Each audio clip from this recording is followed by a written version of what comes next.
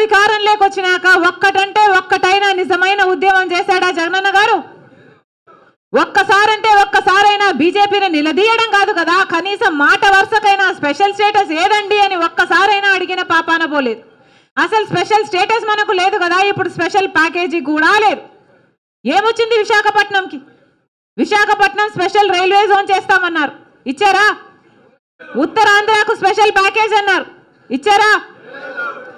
శుభ్రంగా ఉన్న ఉక్కు ఫ్యాక్టరీ, వైజాగ్ స్టీల్ ఫ్యాక్టరీ, అసలు వైజాగ్కే తలమానికం, అలాంటి దాన్ని తీసుకెళ్ళి ఇప్పుడు సర్వనాశనం చేస్తున్నారు. ఇక్కడే ఉంది గన్నవరం పోర్టు. రాజశేఖర రెడ్డి గారు ఉన్నప్పుడు గన్నవరం పోర్టు ప్రభుత్వానికి కూడా ఒక స్టేక్ ఉండాలి అని చెప్పి రాజశేఖర రెడ్డి గారి ఆలోచన చేస్తే 30 ఏళ్ల తర్వాత మళ్ళీ గన్నవరం పోర్టు ప్రభుత్వం చేతుల్లోకి రావాలి అని రాజశేఖర రెడ్డి గారి దాన్ని అలా డిజైన్ చేస్తే ఇప్పటికే 15 సంవత్సరాలు అయిపోయింది. రాజశేఖర రెడ్డి గారు ఉంటుంటే ఆయన ప్లానే గనక అమలై ఉంటే ఇంకొక 15 ఏళ్లకు ఆ గన్నవరం పోర్టు మళ్ళీ ప్రభుత్వం చేతికి వచ్చేది. అలాంటిది ఆయన కొడుకై ఉండి జగన్మోహన్ రెడ్డి గారు ఏం చేశారు? కేవలం 600 కోట్ల రూపాయలకు అదానికి మొత్తానికి అంటగట్టేశారు కదా గన్నవరం పోర్టు. ఇప్పుడు ప్రభుత్వానికి ఏ స్టేకు లేదు, ప్రభుత్వం చేతికి ఎప్పటికీ రాదు, పూర్తిగా అప్పనంగా అప్పగించేశారు. ఎవరి సొమ్మును అప్పగించారు? ప్రజల సొమ్ము కాదా? ఆంధ్ర రాష్ట్ర ప్రజల సొమ్ముని, ఆంధ్ర రాష్ట్ర ప్రజలని తాకట్టు పెట్టినట్టు కాదా? వీళ్ళ కుమ్మక్కు రాజకీయాల కోసం ఆంధ్ర రాష్ట్ర ప్రజలను తాకట్టు పెట్టారు. ఇది వాస్తవం. స్వలాభం కోసం ప్రజల ప్రయోజనాలను తాకట్టు పెట్టారు. ఆ రోజు రాజశేఖర రెడ్డి గారు ఉన్నప్పుడు ఎన్ని ఫ్యాక్టరీలు, ఎన్ని కంపెనీలను రాజశేఖర రెడ్డి గారు నిలబెట్టారు, ఎన్ని కంపెనీలను రాజశేఖర రెడ్డి గారు మునిగిపోకుండా కాపాడారు. ఈరోజు వైజాగ్ స్టీల్ అన్నది 30,000 మందికి ఉద్యోగాలు ఇస్తుందట. 30,000 మందికి ఉద్యోగాలు ఇస్తుంటే ఈరోజు ఆ 30,000 మందికి భరోసా లేకుండా పోయింది ప్రభుత్వాల మీద. 30,000 మంది వాళ్ళ కుటుంబాలు, ఎంతమంది బిడ్డలు, వాళ్ళ భార్యలు, ఇంతమంది జీవితాలకు భరోసా ఇచ్చిన ప్రాజెక్టు ఎప్పుడు కాంగ్రెస్ పార్టీ అధికారంలో ఉండగా ఇందిరమ్మ గారు వచ్చి శంకుస్థాపన చేసి కట్టిన ప్రాజెక్టు, రాజశేఖర రెడ్డి గారు ముఖ్యమంత్రి ఉండగా 3 మిలియన్ టన్నులున్న ప్రాజెక్టుని రాజశేఖర రెడ్డి గారు 7.5 మిలియన్ టన్నుల ప్రాజెక్టుగా చేస్తే ఇప్పుడేమో ఇప్పుడున్న ప్రభుత్వాలు, రాష్ట్ర ప్రభుత్వాలు, కేంద్ర ప్రభుత్వాలు మొత్తం ప్రాజెక్టునే నిర్వీర్యం చేస్తున్నాయి. కనీసం లాభాలు రాకుండా, కనీసం ఆ ఉన్న వాళ్ళకి కనీసం ఈ భూములు మిగులుతాయని కానీ, కంపెనీ మిగులుతుందని కానీ భరోసా ఈరోజు లేదు అంటే అది కేంద్ర రాష్ట్ర ప్రభుత్వాల వైఫల్యాలు కాదా? ఆలోచన చేయండి. మళ్ళీ చెప్తున్నాం, బీజేపీ ప్రభుత్వం అధికారంలో 10 సంవత్సరాలుగా ఉంది. మనకు స్పెషల్ స్టేటస్ ఇవ్వలేదు, పోలవరానికి కావాల్సిన 90% నిధులు ఇవ్వలేదు, మనకు రాజధాని ఇవ్వలేదు, సంవత్సరానికి 2 కోట్ల ఉద్యోగాలు బిడ్డలకు ఇస్తామన్నారు. 10 సంవత్సరాలలో 20 కోట్ల ఉద్యోగాలలో ఆంధ్ర రాష్ట్ర బిడ్డలకు కనీసం 1 కోటి ఉద్యోగాలు రాలేదు, 10 లక్షల ఉద్యోగాలు రాలేదు, 1 లక్ష ఉద్యోగాలు రాలేదు. రైతులకి రెట్టింపు చేస్తామన్నారు లాభాలు, అది కాలేదు. ఒక్క వాగ్దానం నిలబెట్టుకోకపోయినా అటు టీడీపీ ప్రభుత్వమైనా ఇటు వైసీపీ పార్టీలైనా మొత్తం బీజేపీకి అమ్ముడుపోయాయి. కనిపించినా కనిపించకున్నా పొత్తులు పెట్టుకున్నారు, కుమ్మక్కయ్యారు. ఈరోజు కుమ్మక్కు రాజకీయాలతో ఆంధ్ర రాష్ట్ర ప్రజలను బీజేపీ పార్టీకి బానిసలుగా చేయాలని చూస్తున్నారు. అందుకే ఈరోజు కాంగ్రెస్ పార్టీ ఇంత గట్టిగా నిలబడింది అంటే దానికి కారణం ఈ ప్రభుత్వాలు ఏదైతే వైసీపీ అయినా టీడీపీ అయినా ఈ ప్రజా వ్యతిరేక ప్రభుత్వాలు ఉన్నాయో అవి పోవాలి, మళ్ళీ కాంగ్రెస్ పార్టీ అధికారంలోకి రావాలి. రాజశేఖర రెడ్డి గారు ఏదైతే 2 సార్లు కాంగ్రెస్ పార్టీ నుంచి ముఖ్యమంత్రి అయ్యారు, అప్పుడు రాజశేఖర రెడ్డి గారు అన్ని పథకాలు చేయగలిగారు అంటే ఎలా చేయగలిగారు? ఎందుకంటే ఇక్కడ రాష్ట్రంలో రాజశేఖర రెడ్డి గారి కాంగ్రెస్ ప్రభుత్వం ఉంది, కేంద్రంలో రాజశేఖర రెడ్డి గారికి అనుకూలంగా ఉండే కాంగ్రెస్ ప్రభుత్వం ఉంది. కనుకనే రుణమాఫీ లాంటి కార్యక్రమాలు కూడా ఎంతమంది లక్షల మంది రైతులకు 2 లక్షల 4 లక్షల మీకు అప్పు ఎంతుంటే అంత అని రుణమాఫీ చేసిన ఘనత రాజశేఖర రెడ్డి గారిదంటే అది సాధ్యమైంది కాంగ్రెస్ పార్టీ అధికారంలో ఉంది కాబట్టి. ఉపాధి హామీ పథకం రాజశేఖర రెడ్డి గారు అంత అద్భుతంగా చేయగలిగారు అంటే దానికి కారణం కేంద్రంలో కూడా అప్పుడు కాంగ్రెస్ పార్టీ ఉన్నింది కాబట్టి. అందుకే చెప్తున్నాం, ఈ మతతత్వ బీజేపీ పార్టీకి రాజశేఖర రెడ్డి గారు పూర్తిగా వ్యతిరేకి. అందుకే మనందరం కూడా బీజేపీ పార్టీని తుంగలో తొక్కాలి. ఇక్కడున్న వైసీపీ పార్టీ అయినా తెలుగుదేశం పార్టీ అయినా ఆ బీజేపీ పార్టీకి తొత్తులుగా మారాయి కాబట్టి వాళ్ళను కూడా ఇంటికి పంపాలి. కాంగ్రెస్ పార్టీ అధికారం లేకొచ్చిన రోజున రాహుల్ గాంధీ గారు మొట్టమొదటి వాగ్దానం, మొట్టమొదటి సంతకం ప్రత్యేక హోదా మీద ఫైలు మీదనే పెడతానన్నాడు. అందుకే మరొక్కసారి కాంగ్రెస్ పార్టీలో ఉన్న కార్యకర్తలందరూ, నాయకులందరూ ఈరోజు సైనికులుగా పనిచేయాల్సిన అవసరం ఉంది.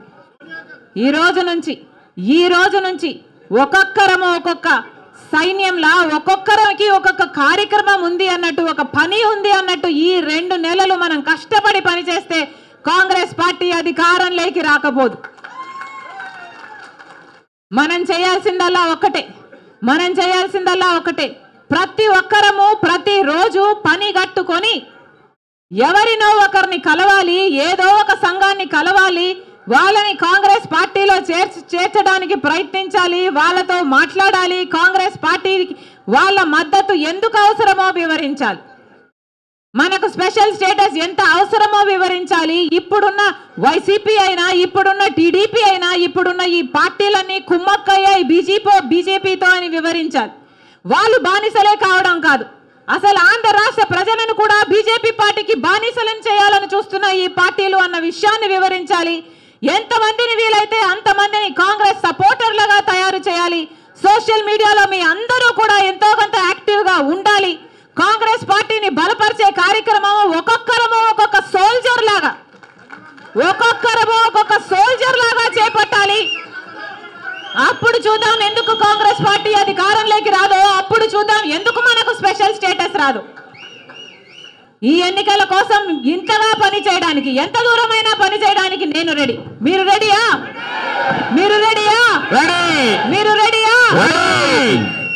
Very good.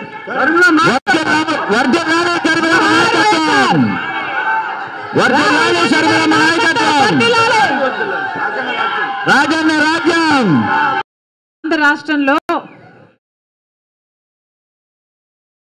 కుమ్మక్కు రాజకీయాలు నడుస్తున్నాయి అనడానికి వేరే నిదర్శన అవసరం లేదు. ఉన్న పార్టీలు అటు పాలక పక్షమైన ప్రతిపక్షమైన బీజేపీతో కుమ్మక్కయ్యారు అనడం అబద్ధం అవుతుందా? గత 10 సంవత్సరాలుగా చూస్తున్నాం. మొదట అధికారంలో ఉన్న టీడీపీ ప్రభుత్వమేమో బీజేపీ పార్టీ 10 సంవత్సరాలు స్పెషల్ స్టేటస్ ఇస్తామంటే చంద్రబాబు గారు 15 సంవత్సరాలు స్పెషల్ స్టేటస్ కావాలన్నారు. అదే బీజేపీ పార్టీతో పొత్తు పెట్టుకున్నారు. టీడీపీ ఎంపీలను మంత్రులను చేసుకున్నారు. తీరా చూస్తే స్పెషల్ స్టేటస్ కోసం కొట్లాడారా చంద్రబాబు గారు అని చూస్తే ఒక్కసారి కూడా బీజేపీని నిలదీసింది లేదు. ఒక్కసారైనా నిజమైన ఉద్యమం చేసింది లేదు. ఆఖరికి ఎవరైనా స్పెషల్ స్టేటస్ కోసం పోరాటం చేస్తే వాళ్ళని జైల్లో పెట్టారు, వాళ్ళ మీద కేసులు పెట్టాడు చంద్రబాబు గారు. అలా చంద్రబాబు గారు 5 సంవత్సరాలు బీజేపీతో పొత్తు పెట్టుకుంటే ఇక కాంగ్రెస్ పార్టీ, ఇప్పుడు వైసీపీ పార్టీ, అధికారంలో ఉన్న వైసీపీ పార్టీ కంటికి కనిపించని పొత్తులు పెట్టుకుంది బీజేపీ పార్టీతో. కనీసం ఆయనన్నా చంద్రబాబు గారైనా ప్రజల ముందుకొచ్చి అందరికీ కనిపించేలా ట్రాన్స్పరెంట్గా పొత్తు పెట్టుకుంటే వైసీపీ మాత్రం బీజేపీకి అసలు ఎవరికి కనిపించకుండానే తెర వెనకాలనే పొత్తులు పెట్టుకొని ఆంధ్ర రాష్ట్ర ప్రజలను మోసం చేసిందన్న మాట అవాస్తవం కాదు. ప్రతిపక్ష నాయకుడిగా జగనన్న గారు ఎన్నిసార్లు ప్రతిరోజు ప్రత్యేక హోదా గురించి మాట్లాడారు. ప్రతిపక్ష నాయకునిగా చంద్రబాబు గారు ముఖ్యమంత్రిగా ఉండగా, చంద్రబాబు గారు బీజేపీతో పొత్తు పెట్టుకున్నాక ప్రతిపక్ష నాయకుడిగా జగనన్న గారు ఎన్నో నిరాహార దీక్షలు చేశాడు స్పెషల్ స్టేటస్ కోసం. ఆ రోజు జగనన్న గారు అన్న మాట, మూకుమ్మడిగా అందరు ఎంపీలు రాజీనామా చేద్దాం, అప్పుడు బీజేపీ పార్టీ ఎలా స్పెషల్ స్టేటస్ ఇవ్వదో చూద్దాం అన్నారు. ఆ తర్వాత ఎన్నికలు వస్తే స్పెషల్ స్టేటసే నినాదంగా తీసుకొని జగనన్న గారు మొత్తం ఎంపీలను నాకు ఇవ్వండి, నా ఎంపీలను గెలిపించండి, నా ప్రభుత్వాన్ని తీసుకురండి, కేంద్రంలో స్పెషల్ స్టేటస్ ఎలా రాదో చూద్దాము, కేంద్రం మెడలు వంచైనా సరే స్పెషల్ స్టేటస్ తీసుకొస్తామన్న మాట అవాస్తవమా? తీరా అధికారం లేకొచ్చినాక ఒక్కటంటే ఒక్కటైనా నిజమైన ఉద్యమం చేశాడా జగనన్న గారు? ఒక్కసారంటే ఒక్కసారైనా బీజేపీని నిలదీయడం కాదు కదా, కనీసం మాట వరుసకైనా స్పెషల్ స్టేటస్ ఏదండి అని ఒక్కసారైనా అడిగిన పాపాన పోలేదు. అసలు స్పెషల్ స్టేటస్ మనకు లేదు కదా, ఇప్పుడు స్పెషల్ ప్యాకేజీ కూడా లేదు. ఏమొచ్చింది విశాఖపట్నంకి? విశాఖపట్నం స్పెషల్ రైల్వే జోన్ చేస్తామన్నారు, ఇచ్చారా? ఉత్తరాంధ్రకు స్పెషల్ ప్యాకేజ్ అన్నారు, ఇచ్చారా?